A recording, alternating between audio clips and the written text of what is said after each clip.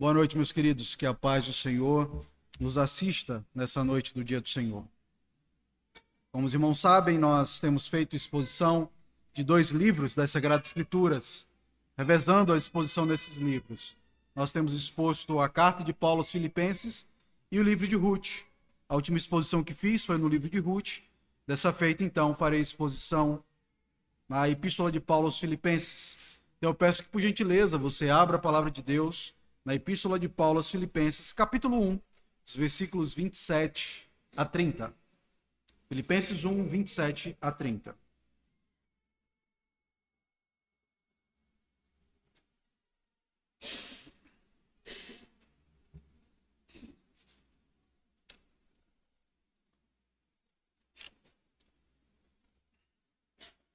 Filipenses 1, 27 a 30. Eis que nos diz assim a palavra do nosso Deus. Vivei acima de tudo por modo digno do Evangelho de Cristo, para que, ou indo ver-vos, ou estando ausente, ouça no tocante a vós outros, que estáis firmes em um só espírito, com uma só alma, lutando juntos pela fé evangélica, e que em nada estáis intimidados pelos adversários. Pois o que é para eles prova evidente de perdição, é para vós outros de salvação, isso da parte de Deus. Porque vos foi concedida a graça de padecerdes por Cristo, e não somente de crerdes nele. Pois tendes o mesmo combate que vistes em mim, e que ainda agora ouvis que é o meu. Oremos, queridos. Senhor, como amamos a tua lei, ela é nossa meditação de dia e de noite, especialmente no dia do Senhor. E nós te agradecemos pelo privilégio de estarmos aqui nesse culto. Rogamos que o Senhor nos pastoreie por meio da tua palavra, que o teu Santo Espírito que inspirou o apóstolo Paulo para registrar essas palavras, seja o mesmo Espírito que nos traga clareza e compreensão das letras das Sagradas Escrituras e traga a devida aplicação para as nossas vidas. Nós oramos na expectativa da bênção e da misericórdia do Senhor sobre nós. Oramos assim em nome do Senhor Jesus Cristo. Amém. Meus queridos, o patriotismo e o nacionalismo são sentimentos fomentados em algumas nações. A ideia de que os integrantes de um povo têm algumas características que os distinguem dos demais povos, lutam até a morte por sua nação e amam a sua pátria é algo visto com frequência na história. É bem verdade que algumas vezes esse nacionalismo se tornou algo exacerbado, gerou xenofobia e aberrações, tal como pode ser visto na Alemanha, no período do Terceiro Reich da Alemanha nazista. Por outro lado, vemos na história que o amor à pátria levou pessoas a atitudes admiráveis.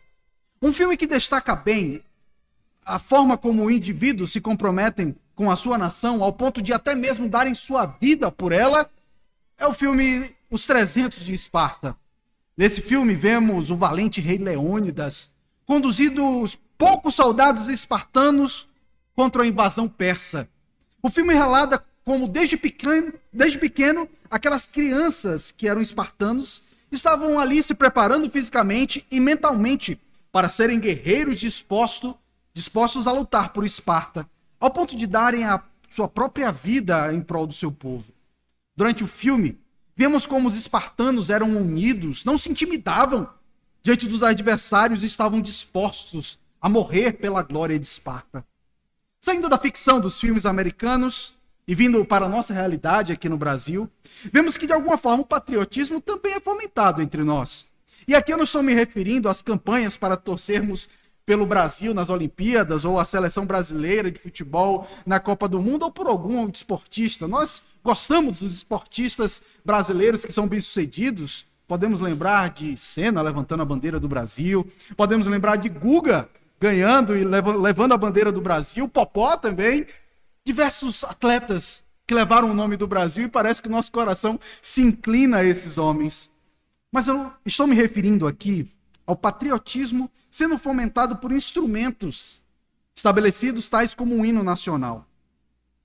Quem aqui ouviu o hino brasileiro em algum momento específico não sentiu o coração bater mais forte? Mas temos também um hino que poucos conhecem, mas que é muito glorioso, o hino da independência do Brasil. Queridos, quem não lembra, ou ficar a pátria livre, ou morrer pelo Brasil. Ou então, uma estrofe diz assim: não tem mais ímpias falanges que apresentam face hostil. Vossos peitos, vossos braços são muralhas do Brasil. Queridos, vemos como isso, que a nossa nação também tem instrumentos para fomentar o nosso patriotismo. Ou seja, em meio às adversidades, somos chamados para lutar bravamente como brasileiros.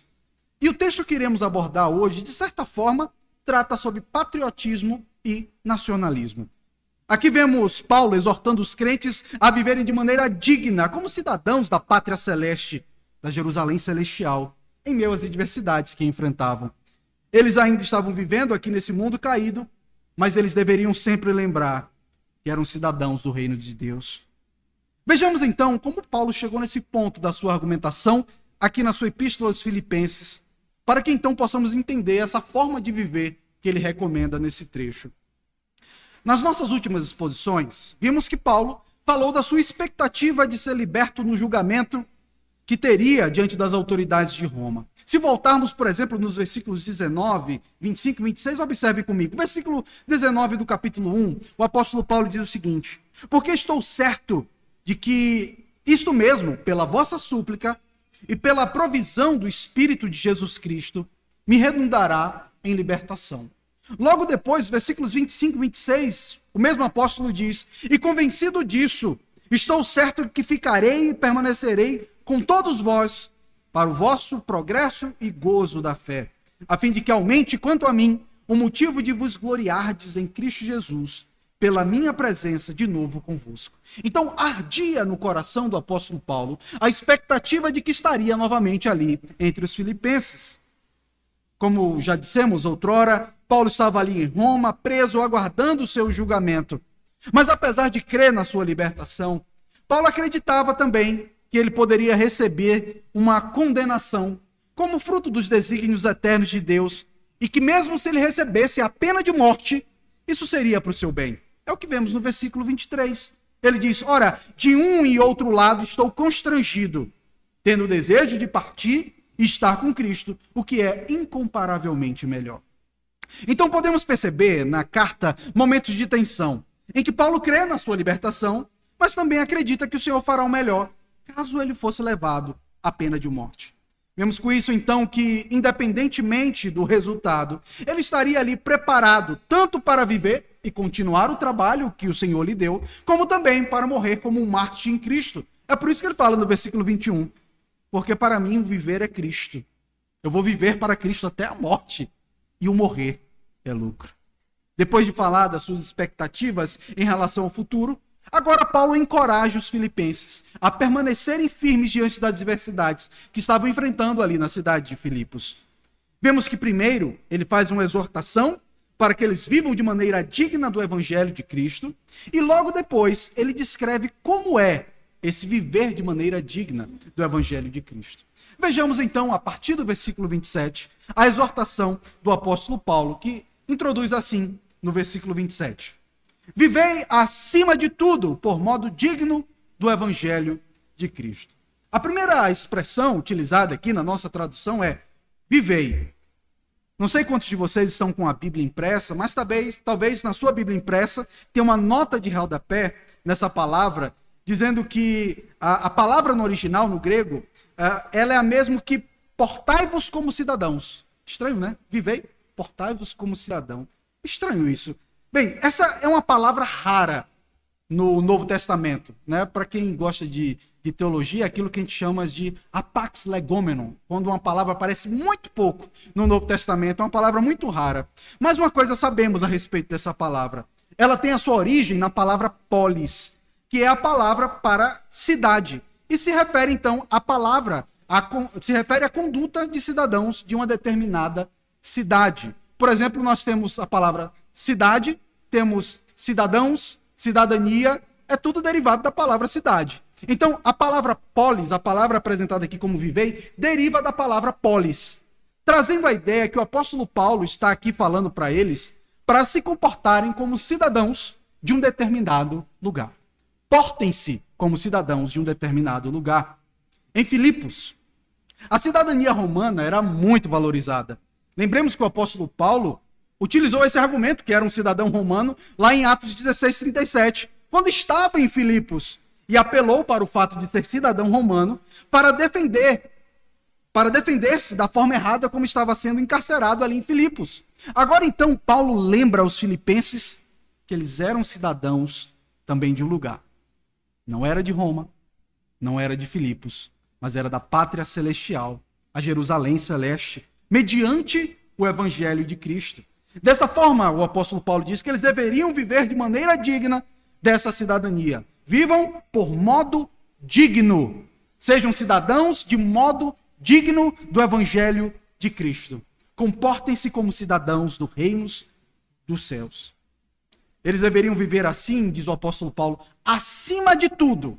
Ou seja, isso é o mais importante. Acima de todas as circunstâncias, independente das adversidades, lembrem de onde vocês são.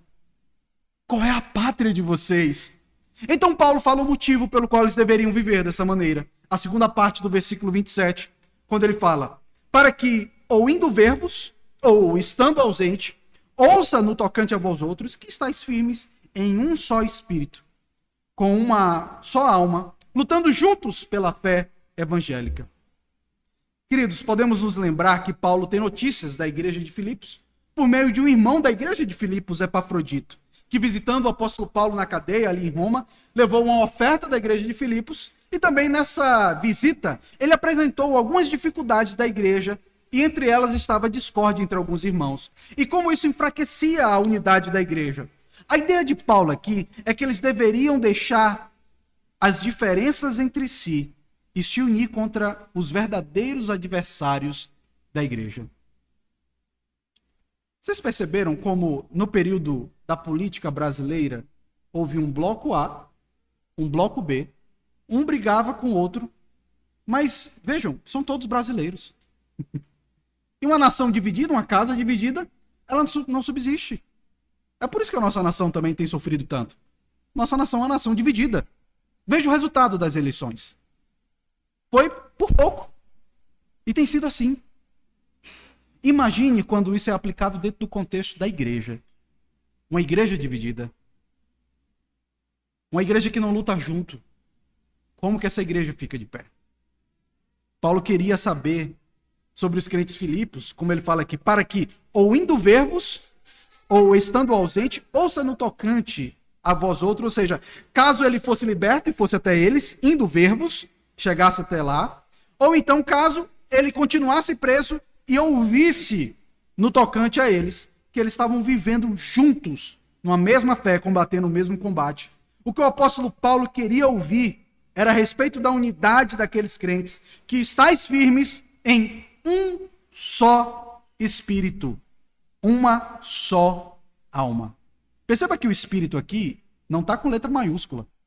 A ideia de espírito aqui é a ideia de um mesmo sentimento, uma mesma perspectiva, uma mesma visão, com uma só alma, vivendo junto. Veja, aqui ele não está falando de gente que é tudo igual, não, tá? Se veste igual, fala igual, não.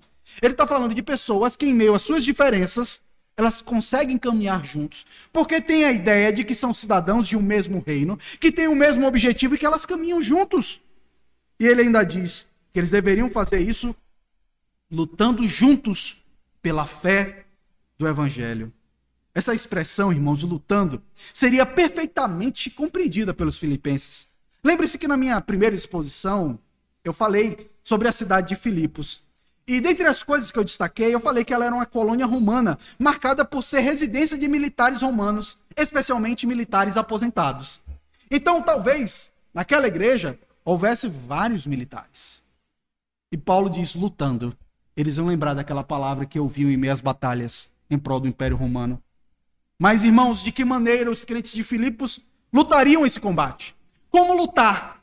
Como sendo um cidadão do reino dos céus? Como uma pessoa que é um patriota da Jerusalém Celeste para o bem da igreja?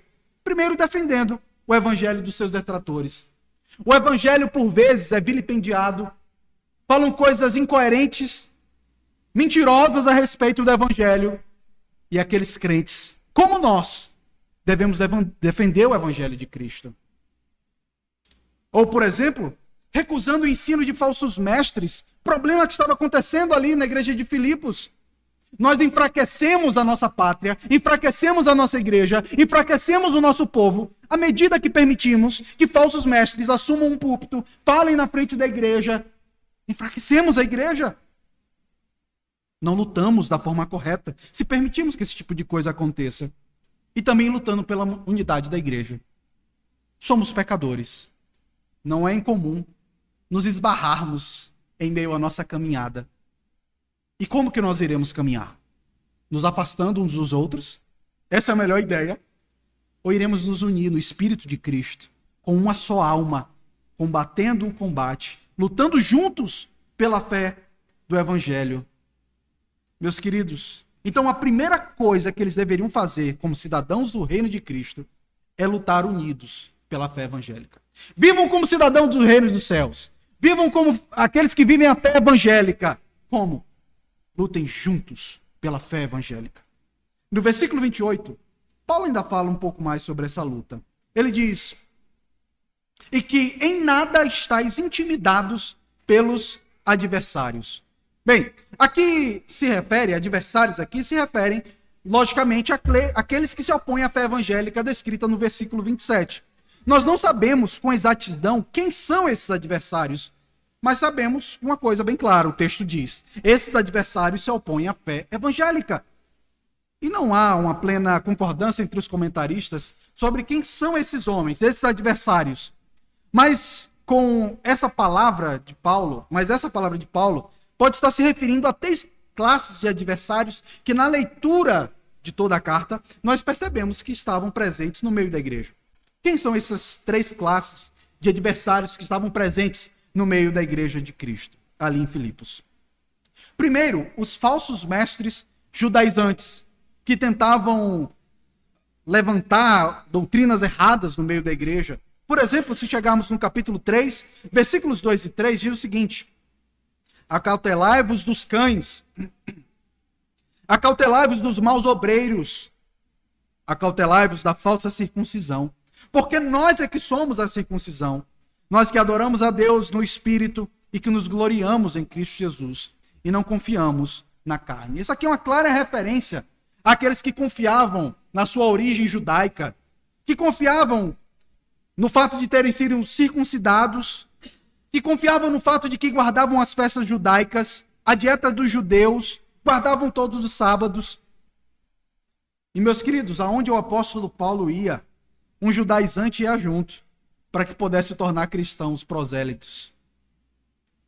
Mas não só os falsos mestres judaizantes, mas também conterrâneos de Filipos, porque a fé cristã começou a ser perseguida em todos os lugares no Império Romano.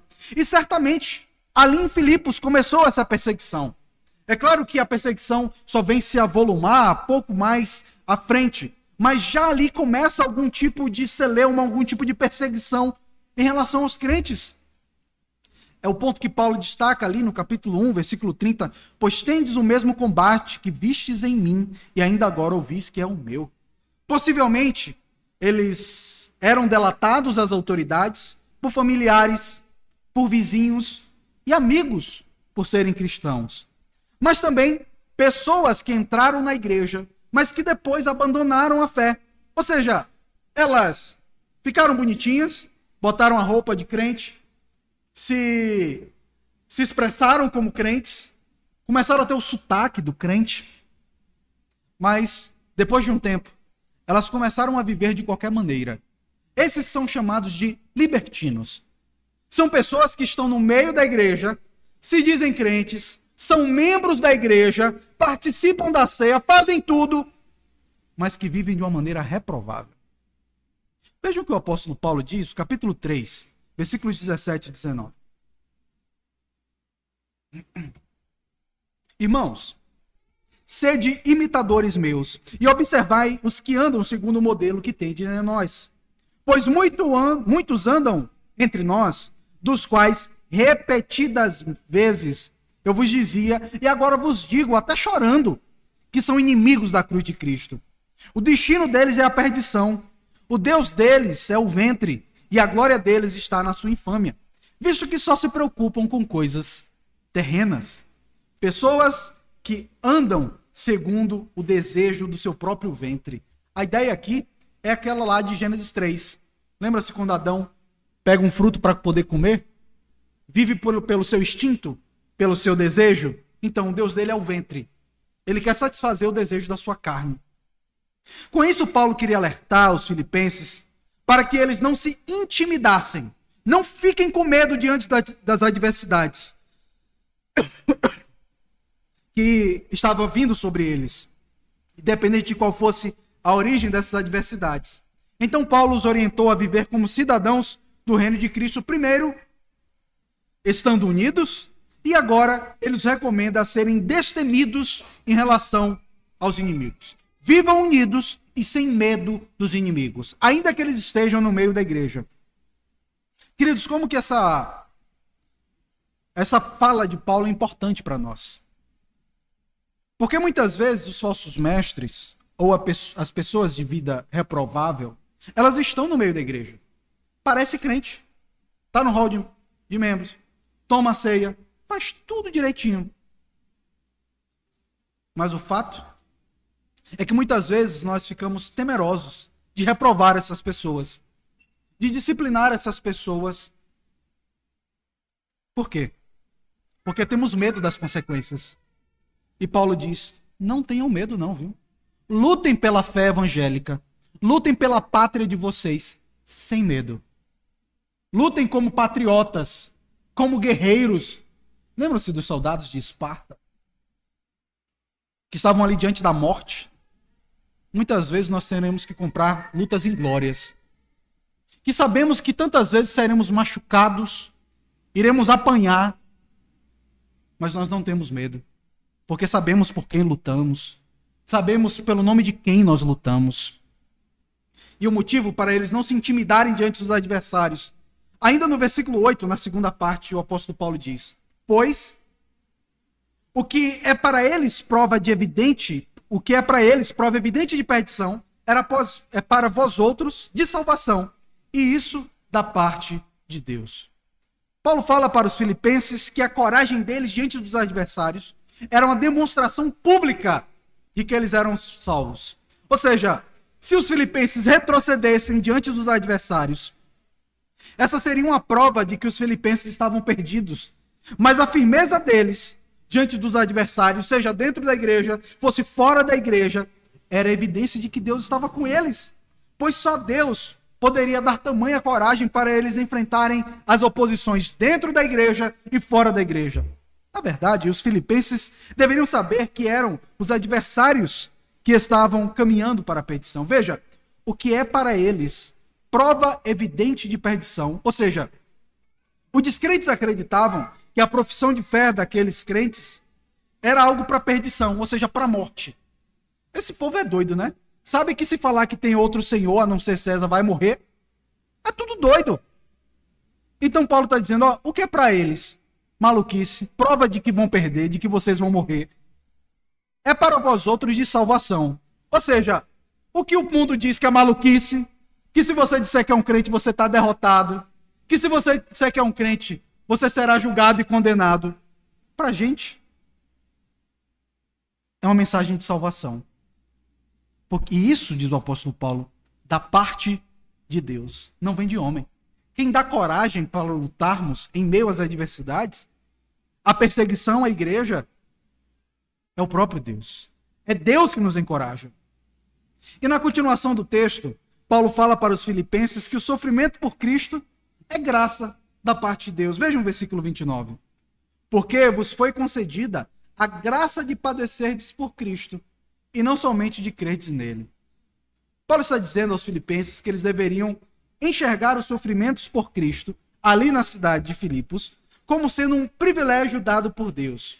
Irmãos, percebam que aqui Paulo não está se referindo a qualquer sofrimento, mas ao sofrimento que é decorrente da firmeza em Cristo. Algumas pessoas pensam, ou são insensatas, e pensam que se elas são inconvenientes pregando o evangelho, eu estou sofrendo por causa de Cristo. Ou se elas fazem alguma trama errada, lidam de maneira incorreta com o dinheiro. Elas dizem, eu estou sofrendo pelo nome de Cristo. Vocês se lembram, irmãos, alguns anos atrás, quando líderes religiosos do nosso país foram pegos com dólares dentro de Bíblia e disseram, é perseguição religiosa.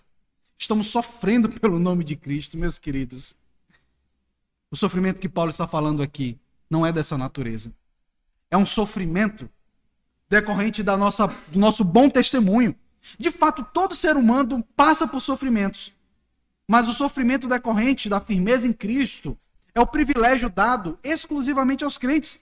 A perseguição por Cristo é uma realidade na vida de todos que são verdadeiramente crentes.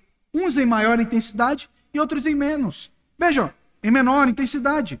Vejam o que Paulo diz lá na segunda carta a Timóteo, capítulo 3, versículo 12. Ora, todos quantos querem viver piedosamente em Cristo serão perseguidos.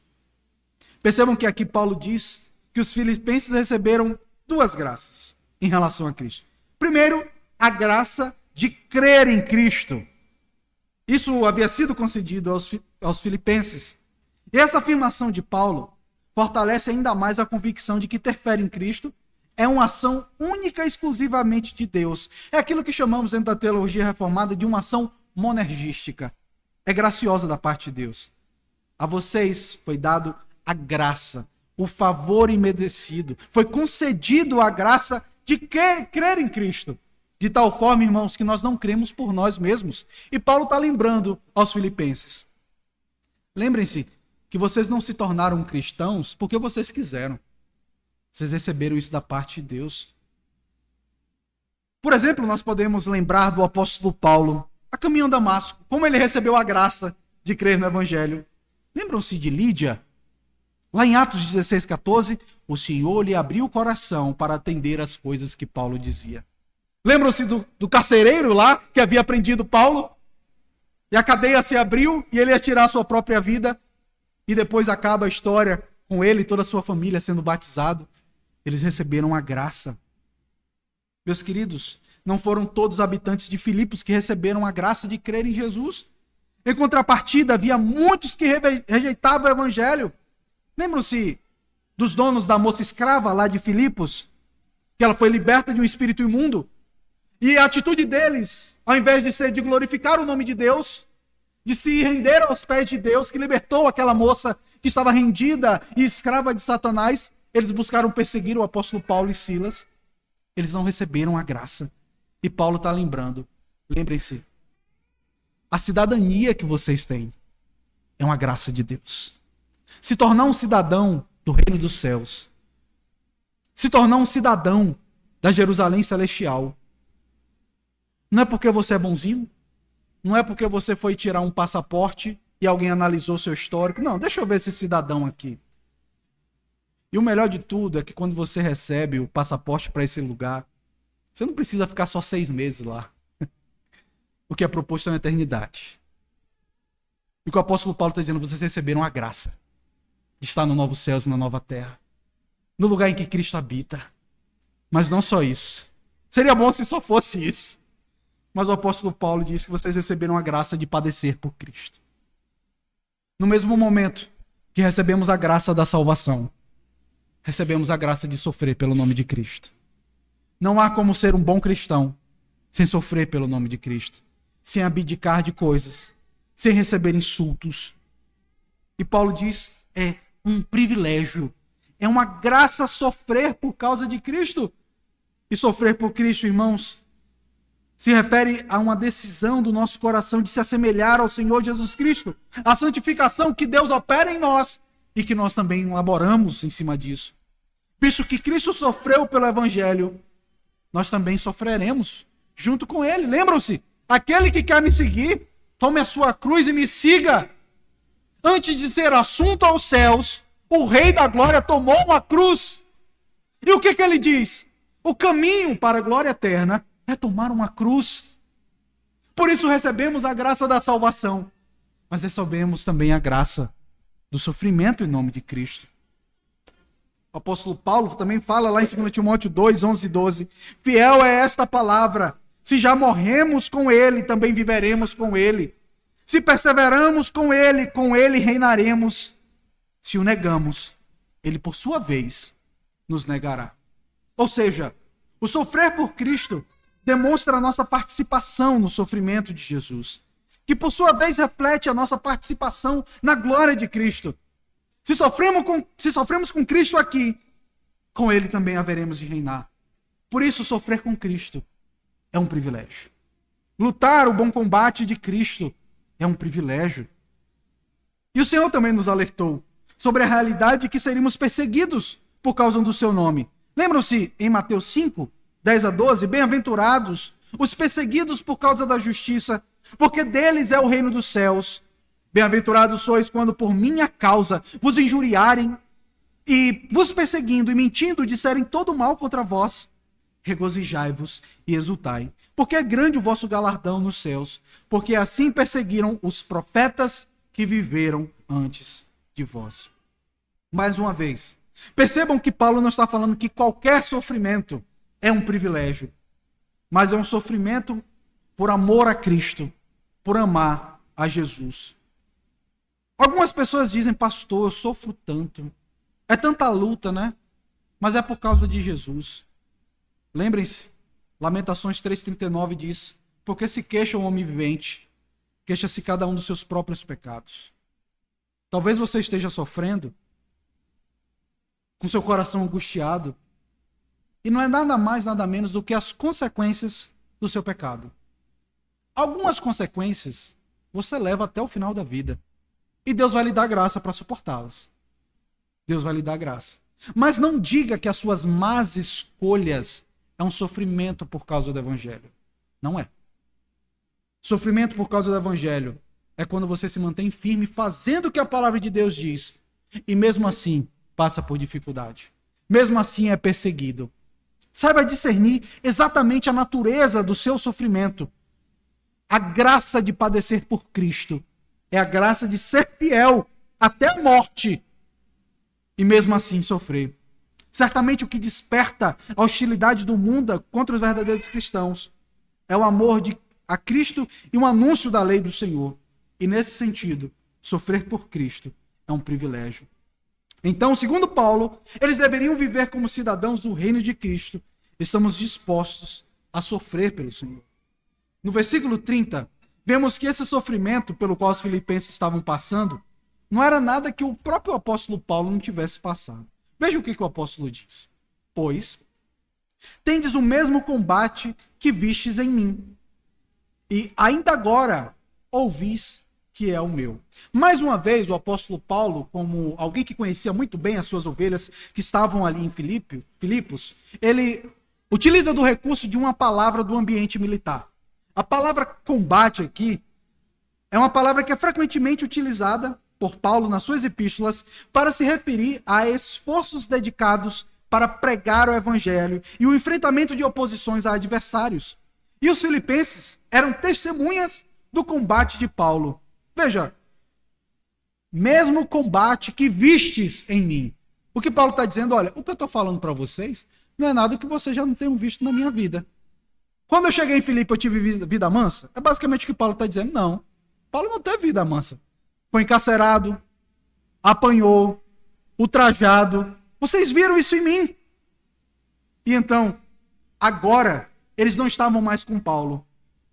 E Paulo diz, vocês ainda ouvem que essa ainda é a minha luta. Esse ainda é o meu combate. Ou seja, os crentes de Filipos estavam ali, quilômetros de distância de Paulo em Roma, eles em Filipos, e eles continuavam a ouvir. O apóstolo, que aproximadamente 10 anos antes havia sofrido ali em Filipos, continuava como? Sofrendo, apanhando, sendo perseguido.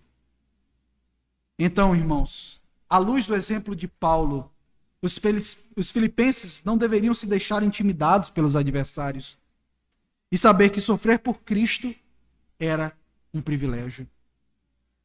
Em resumo, queridos, o que vimos na exposição de hoje é basicamente o seguinte. Paulo inicia com uma exortação para que os crentes de Filipos vivessem de maneira digna do Evangelho de Cristo, e eles fariam isso de 3 maneiras. Primeiro, se unindo para enfrentar os adversários da igreja. Em segundo lugar, sem ter medo das ameaças dos adversários. E em terceiro e último lugar, vendo os sofrimentos por Cristo como uma graça. Pois bem, queridos, como que esse texto se aplica a nós de maneira bem objetiva? Meus queridos, a primeira coisa que deve estar na nossa mente é que quando estivermos aqui nesse mundo, devemos viver como cidadãos do reino celeste. Meus queridos, tantas vezes nós estamos tão engajados no fato de sermos patriotas, virou até sinônimo de quem adota uma corrente política do Brasil, né? O patriota, né? Bem, muitas vezes nós estamos engajados com esse tipo de estrutura política. Claro, você pode ter a sua opção. Mas tantas vezes somos tão patriotas e esquecemos da nossa pátria eterna. No Brasil você vai viver alguns anos, pouco tempo, em comparação com a eternidade, para a pátria para onde você caminha. É por isso que nós, como cidadãos da igreja, cidadãos do corpo de Cristo, devemos lembrar que nós somos forasteiros. Estamos em terra estranha. Se você não acha esse mundo estranho, você é o estranho no meio do povo de Deus. É para você ligar o jornal e dizer: o negócio está estranho. Não é esse tipo de coisa que eu quero para mim. Meus queridos, a nossa pátria ainda é invisível. Mas chegará o dia em que veremos essa cidade descendo dos céus. O dia em que veremos todos os cidadãos e veremos o rei, o legislador, que é o Senhor Jesus Cristo. E como cidadãos desse reino, devemos ter uma conduta correspondente que reflita os valores desse reino. Nós brasileiros somos conhecidos por sermos afetuosos, por sermos calorosos. Algumas características são descritas. Na viagem que eu fiz agora, no período de férias, teve uma situação curiosa. Na igreja do meu cunhado eu conheci uma moça belga. Então, eu brasileiro, sei que ela é belga, quando ela foi se despedir de mim, eu estendi a mão.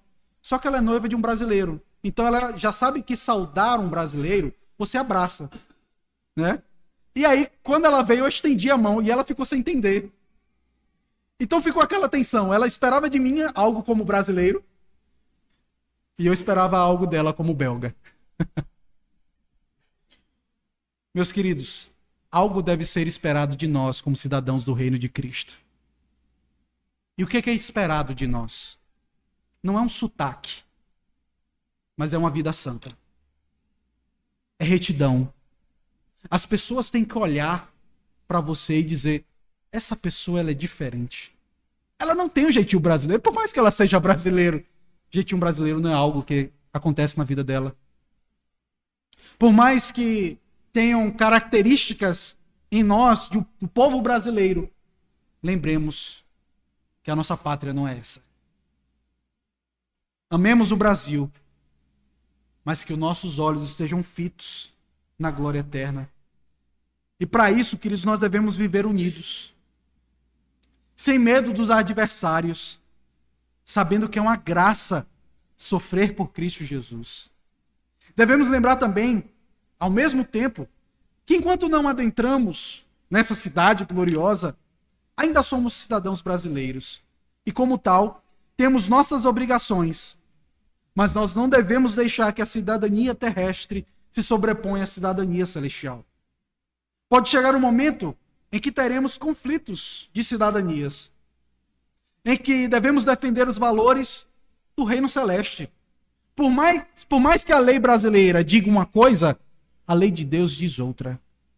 E a lei de onde nós somos é que deve prevalecer. A lei de que somos pertencentes a Cristo.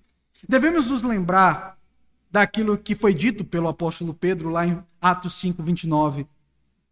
Nós devemos obedecer a Deus mais do que aos homens. Devemos defender os valores do reino de Deus sem medo, sem estarmos intimidados. Nessa palavra que Paulo diz, lutem sem estar intimidados. Possivelmente vocês já assistiram os 300 de Esparta. Lembram-se como aqueles homens eram valentes? Eles eram valentes pela morte certa. E nós somos valentes pela glória certa. O que esperava depois deles é um nada. E o que nos espera é a eternidade ao lado de Cristo. Por isso, patriota da Nova Jerusalém, lute por essa pátria. Lute pelo bom nome do reino de Cristo. Seja um cidadão do reino dos céus. E não se intimide. Defenda aquilo que a Bíblia fala sobre família.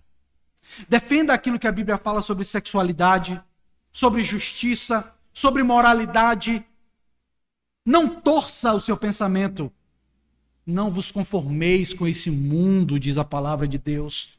Se o seu pensamento é igual a todo mundo que está fora da igreja, aqueles que não amam a Cristo, são a prova evidente que você não é parte desse povo. A sua pátria não é a Nova Jerusalém.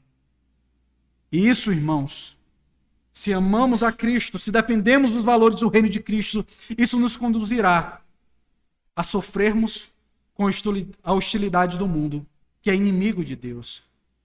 Certamente a perseguição ao cristianismo, em algum momento, se tornará ainda mais patente. Ainda, nos nossos dias, está tudo tranquilo, ó. Portinha aberta, ar-condicionado gelando. Mas vai chegar um momento que nós não teremos isso.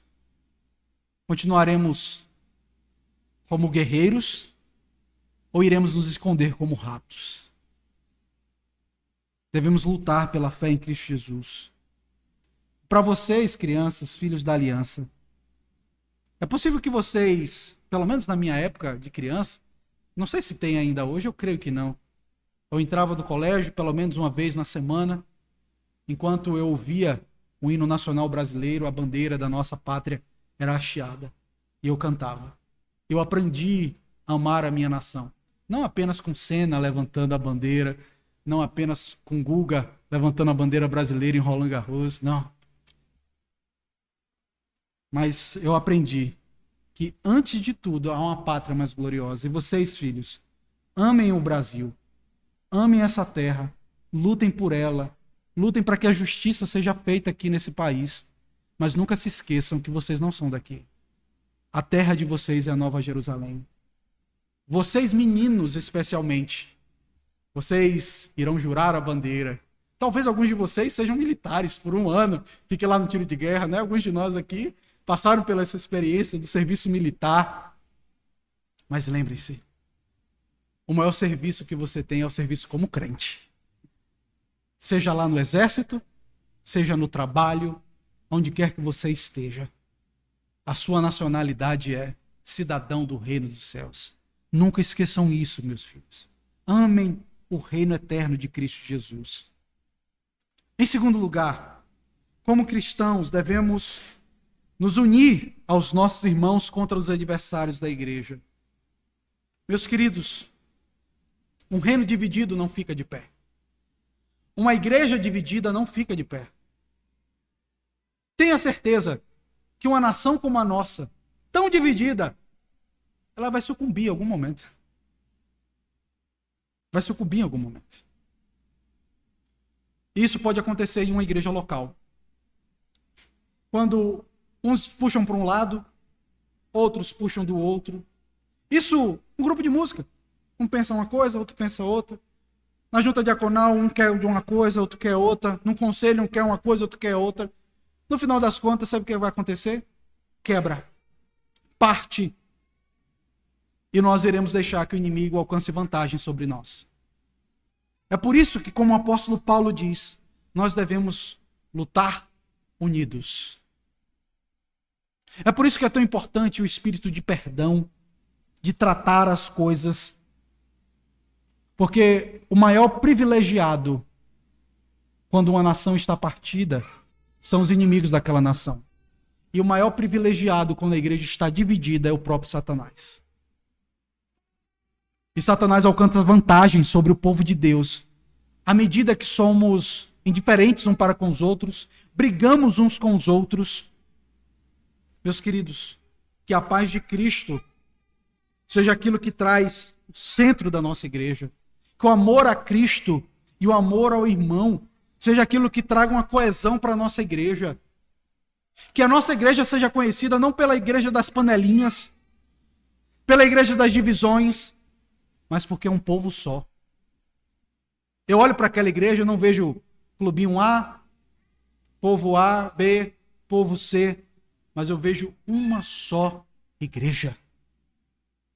Nós devemos lutar com isso. Lutarmos também, sabendo que apesar das diferenças que temos, em alguns aspectos doutrinários, temos irmãos em outras denominações. Meus irmãos, eu quero falar uma coisa aqui, e entendam, Jesus não era presbiteriano não, tá? Por mais que entendamos que a melhor forma de servirmos ao Senhor é por meio daquilo que nos ensina o símbolo de fé da nossa igreja presbiteriana, Jesus não era presbiteriano e nem era batista e nem era assembleano. E é por isso, queridos, que antes de defender a bandeira de uma denominação A ou B, levante a bandeira de Cristo. E às vezes nós estamos tão ávidos para brigar por algo, brigar pela bandeira da denominação, por uma coisa ou por outra, que esquecemos que estaremos juntos com diversos irmãos que fraternalmente discordamos em alguns pontos doutrinários. Mas lembre-se sempre do vínculo de Cristo, do amor em Cristo Jesus. Eu não estou dizendo que nós não podemos conversar, tratar das nossas diferenças doutrinárias, mas o fato é que muitas vezes fazemos isso sem amor. E a verdadeira igreja de Cristo, ela deve permanecer unida. É por isso, queridos, que quando nós celebramos a ceia do Senhor aqui na igreja, um irmão batista, ele participa. Se ele estiver em paz com a sua igreja, não estiver debaixo de disciplina, o irmão da assembleia participa. Porque é só um povo. A mesa é uma só. É a mesa de Cristo Jesus. Terceira aplicação que quero trazer para nós é que se queremos a graça de crer em Cristo, teremos que estar preparados para receber a graça de sofrer por Ele. Se queremos a graça de crer em Cristo, temos que estar preparados para receber a graça de sofrer por Ele. Muitas vezes, irmãos, esses sofrimentos não serão externos, tal como os Filipenses e Paulo estavam passando, mas o sofrimento de negarmos a nós mesmos. É como cortar na própria carne. Lutar contra o pecado é como o Senhor Jesus Cristo diz: olha, se tua mão te faz pecar, arranca. O que o Senhor Jesus Cristo está ilustrando ali é que a luta contra o pecado é algo tão cruel e difícil que é como se você estivesse arrancando um pedaço de você. Você já assistiu aquele filme do cara que estava escalando e caiu uma pedra em cima do braço dele? Ele teve, não lembro exatamente o nome, ele teve que arrancar o braço dele para continuar vivo.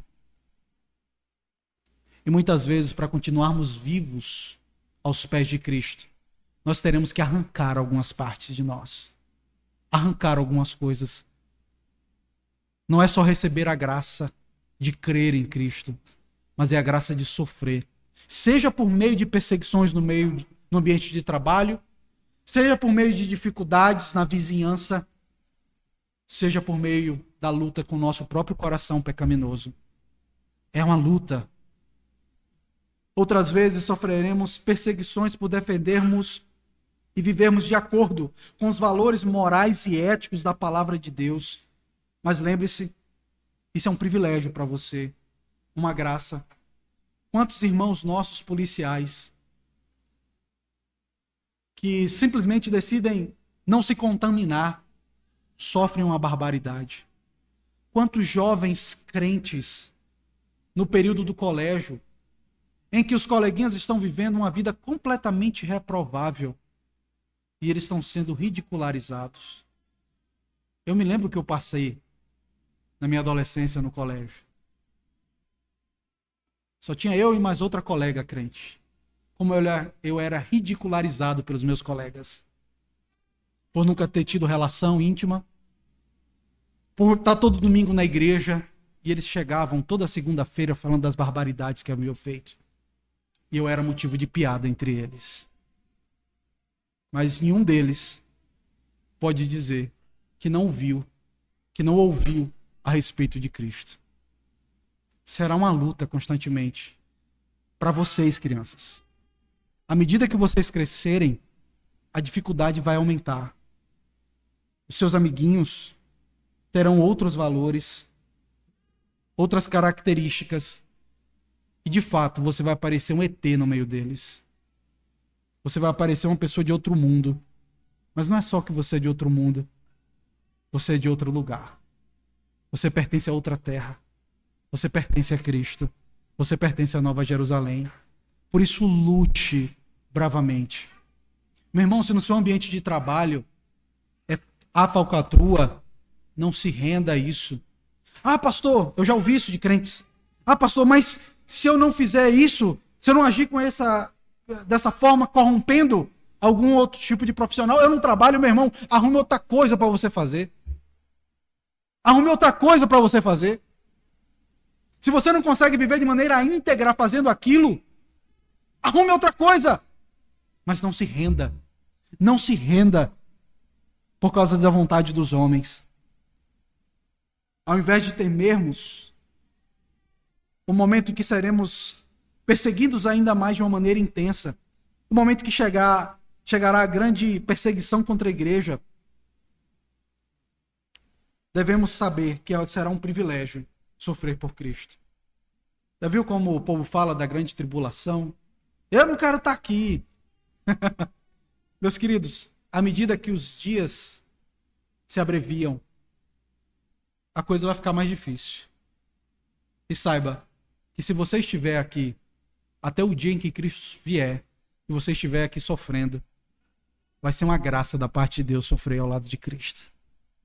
É bênção sofrer como crente. É uma graça, é uma glória.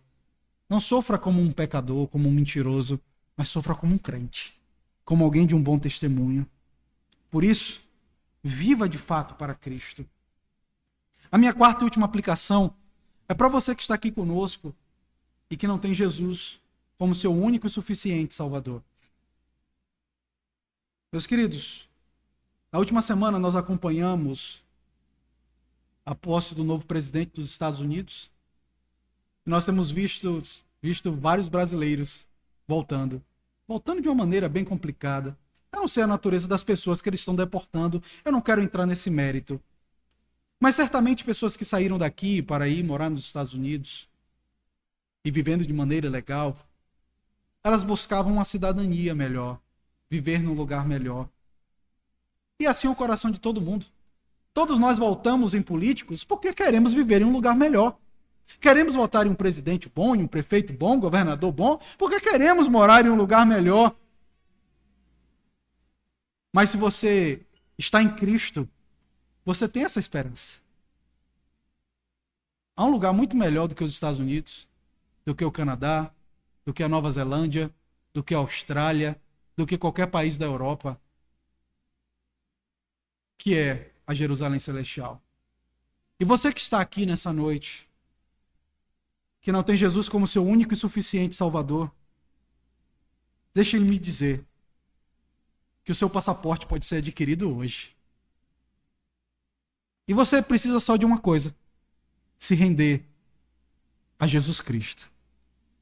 E graciosamente você vai receber a graça de crer em Cristo Jesus. E por mais que você lute alguns anos vivendo aqui no Brasil, no país de tanta corrupção, tanta indiferença em relação àqueles que sofrem mais, você estará apto para novos céus e nova terra, onde não haverá choro, onde não haverá tristeza, onde não haverá dor. E nessa noite, você pode receber essa graça. Você vai se unir ao povo dessa igreja. Você vai viver como cidadão da glória eterna, da Nova Jerusalém.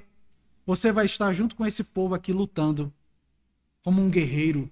Não um guerreiro de Esparta, mas um guerreiro mais poderoso. O nosso rei não é Leônidas, o derrotado. O nosso rei é o Cristo vitorioso.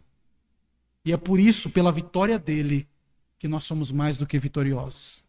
E se nessa noite você se render aos pés do rei vencedor, você estará junto ao povo dele.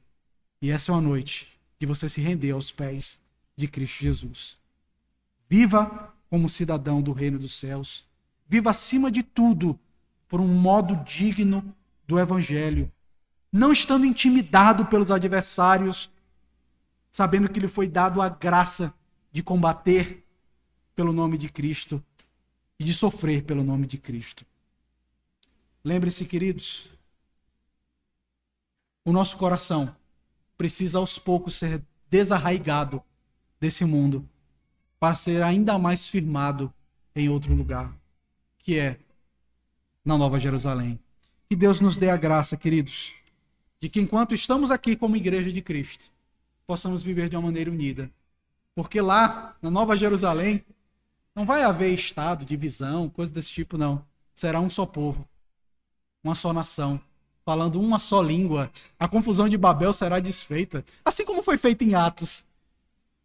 Você vai ver um irmão e você vai conseguir falar a língua dele. Você vai conseguir falar com ele, ouvir ele e dizer da glória do Rei. Que Deus nos abençoe, queridos, e aqueça ainda mais o nosso coração com a nossa cidadania eterna. Oremos, queridos. Senhor, nós te agradecemos porque o Senhor nos chama a vivermos não apenas como brasileiros, mas como cidadãos do Reino Celeste. Nos ajuda, Pai, a termos o nosso coração nessa cidadania eterna, sabendo que o tempo que passamos aqui é curto, por tua bondade é curto, e nós aguardamos o dia que estaremos com toda a nação santa, o povo de propriedade exclusiva do Senhor, o povo que foi comprado e redimido pelo sangue do Cordeiro, onde não haverá ladrões, onde não haverá mentirosos, onde não haverá fofoqueiros, mas haverá apenas redimidos, santificados pelo poder do teu Filho. Que enquanto estivermos aqui, que possamos lutar de maneira digna, Senhor. Que sejamos honrados ao lutarmos pelo nome da tua igreja, ao lutarmos pelo nome de Cristo Jesus. Que a gente não venha ter medo dos inimigos da igreja, daqueles que perseguem o teu povo, e nos ajuda a, quando passarmos por dificuldades, lembrarmos da graça que recebemos do Senhor, de crermos no Senhor e da graça de sofrermos por teu nome. Abençoa cada um de nós. Essa é a nossa oração em nome do Senhor Jesus Cristo. Amém.